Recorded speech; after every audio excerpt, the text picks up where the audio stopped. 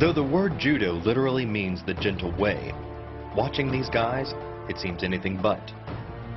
To win in judo, you either throw your opponent to the ground or force him to submit with arm-breaking joint locks or deadly chokeholds. Kicks and punches are illegal, but that doesn't mean judo doesn't hurt. One of judo's best-known throws is the uchimata. To execute it, a judoka grabs an opponent and pulls, off-balancing him and giving him a forward momentum. Then, he twists his hips and inserts his thigh beneath his opponent's center of gravity. His hip now becomes a fulcrum and his leg a lever, just like a crowbar. The trick is having your leg in just the right place. It's just physics. If you're just an inch off the placement of your thigh and hip, the amount of energy needed to throw an opponent can more than double. But performed correctly, uchimata requires almost no energy, yet it can deliver up to 5,000 pounds of force.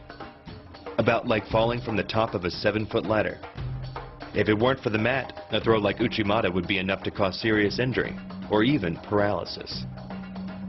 Getting dominant position is critical to securing the okuri-iri-jimi choke in judo. Once you're positioned behind your opponent, you roll forward using your momentum, multiplied by the leverage of your leg, to bring him to his back.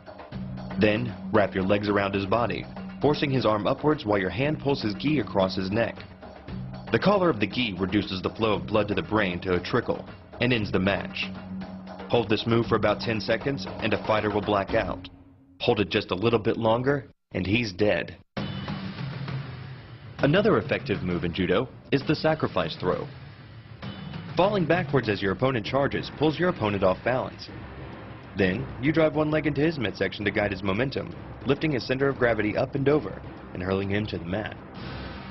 The sacrifice throw is a simple lesson in the conservation of energy. The stronger the opponent attacks, the further he gets thrown. It works like a catapult where your opponent's momentum supplies the counterweight. The faster he's going, the further he's going to fly, and the harder he's going to land. There are lots of ways to get your opponent into position for the TheGioiTyPhu armbar, but the most dynamic is to grab both his wrists and fall backwards. Then, use your weight and the force of gravity to pull your opponent to you, catching him with your legs and slamming into the mat, while keeping his elbow isolated at your hips and his wrist at your chest. By bending the elbow across the fulcrum of your hips, you're subjecting the weak joint to the leverage of two strong forces, the pull of your thighs on his shoulder and your hands on his wrist. As little as 1,000 pounds of force can be enough to destroy the elbow. The leverage of the armbar can supply much more than that. The uchimata throw, the okuri-iri-jimi chokehold, the sacrifice throw, and the TheGioiTyPhu armbar. These are the moves of a judo human weapon.